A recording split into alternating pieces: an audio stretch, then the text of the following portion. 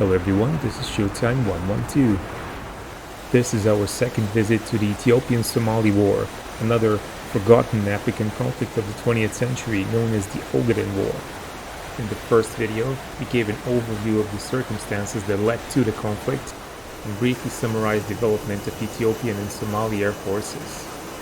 We'll just give a brief recap now and you can watch the older video for more details. The conflict started in July 1977 by Somali invasion.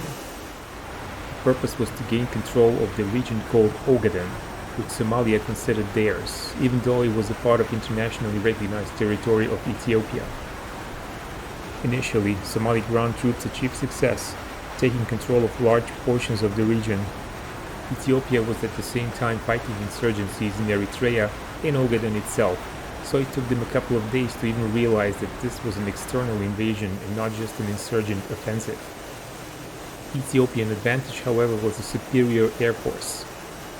Being a close American ally until several years before the conflict, Ethiopian pilots received comprehensive training and their most powerful assets were F-5E Tiger and older F-5A Freedom Fighter. Somalia, on the other hand, received Soviet equipment such as MiG-17 and MiG-21 fighters. Pilot training given by the Soviets was significantly inferior, and Ethiopian pilots quickly achieved air superiority. To make things worse for Somalia, Soviets would change sides just before and during the conflict, and they started supplying Ethiopia with fighters, tanks, and other weapons, while their support for Somalia was cut. But in mid-August 1977, Somali ground troops were advancing and Ethiopians were retreating. Somalis reached an important Ethiopian airbase at Dire Dawa. Many Ethiopian aircraft were then evacuated to Debre Zeit airbase, and they used Dire Dawa only for refueling. They flew many successful sorties, and Ethiopian fighter pilot Bezabi Petros scored his second confirmed victory by shooting down a Somali MiG-21 at that time. Details of the shootdown are unfortunately not known.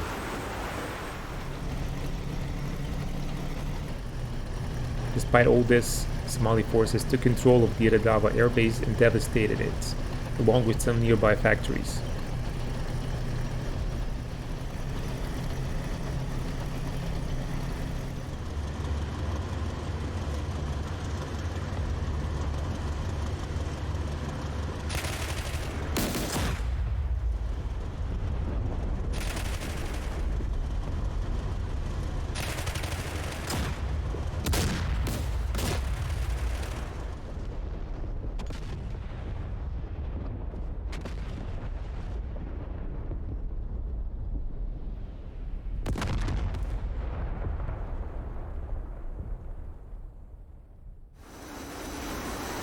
On 18 August 1977, Ethiopian forces launched a counterattack, heavily supported by aircraft flying from Debre Zeit.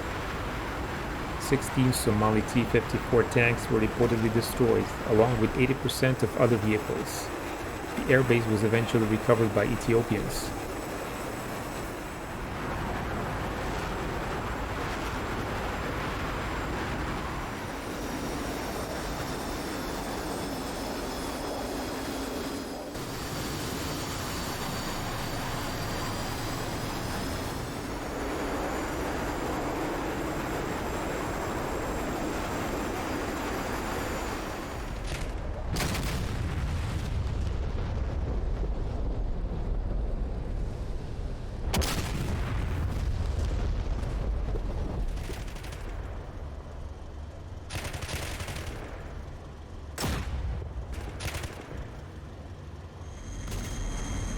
On 19 August, a single Somali MiG-21 appeared over Dire Dawa airbase.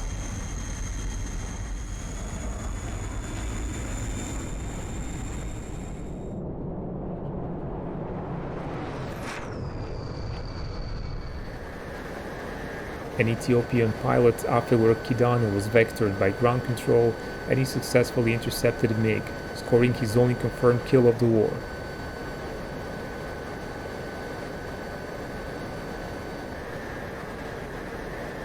Here too, details of the intercept are not known.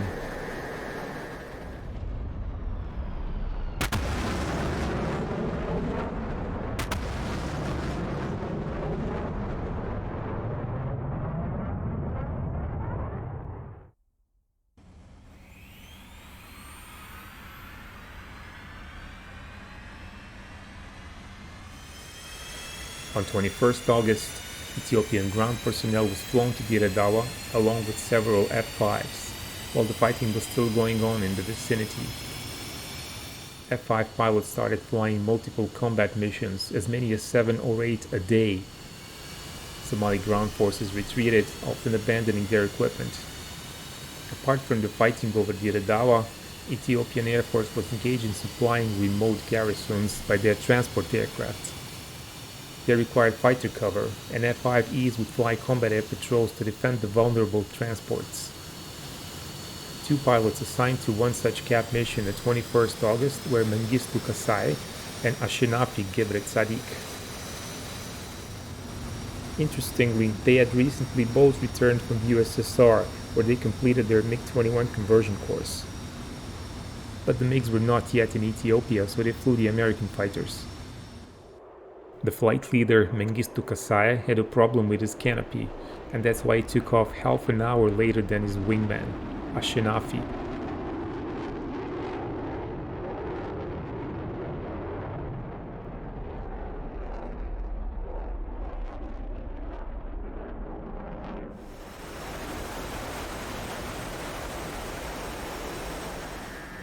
When the 2 pilots finally joined on station, ground radar detected Somali MiGs approaching them. Ashinafi was now down to only 1,200 pounds of fuel, but he had to support his leader nevertheless. As the range between 2 groups was decreasing, Mengistu spotted the MiG-21s to his right.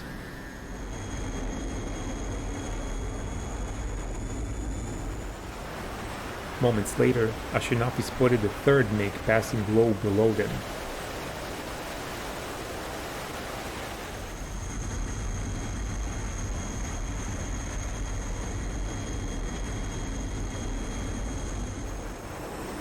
Mengistu chose to pursue the first pair, which now entered a climb.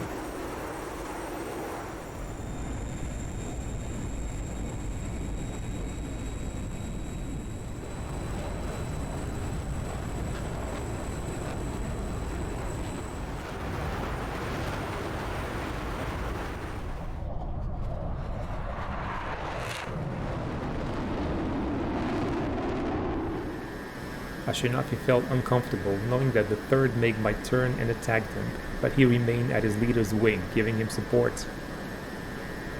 As soon as Mengistu called losing sight of the 2 Somali MiGs, Ashinafi immediately turned left to reacquire the 3rd MiG, which by now was in a high-speed climb.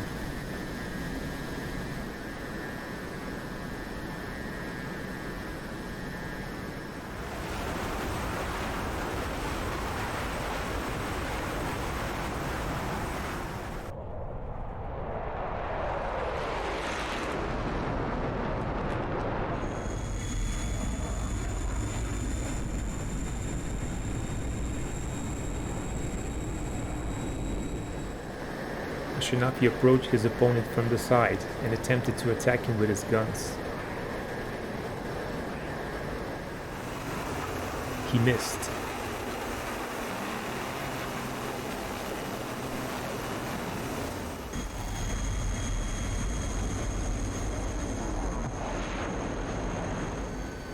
But it seems that the Somali pilot never spotted his attacker, because he just continued climbing. Ashinafi reversed and put his F-5 on the MiG's tail, right in the envelope of his AIM-9.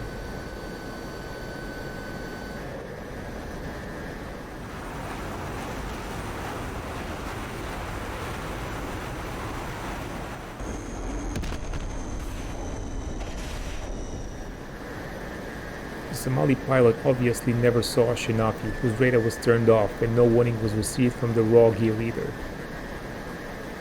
Ashinafi witnessed a large explosion as his missile hit the MiG.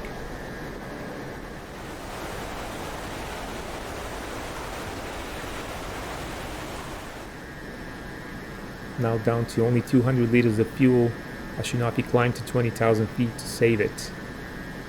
He pulled his throttles to idle and glided for a straight-in approach.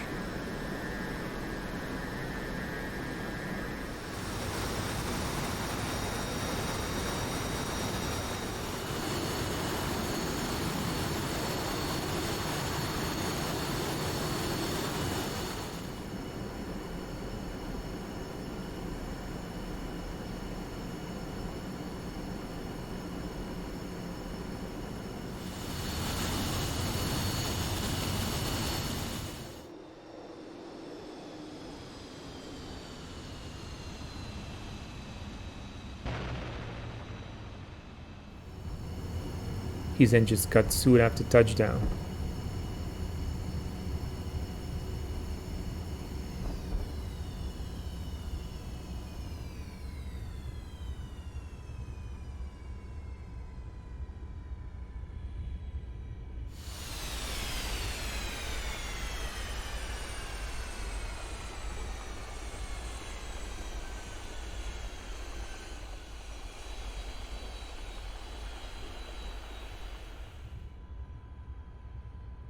This wasn't the last kill for the Ethiopian pilots, but more on that in another video.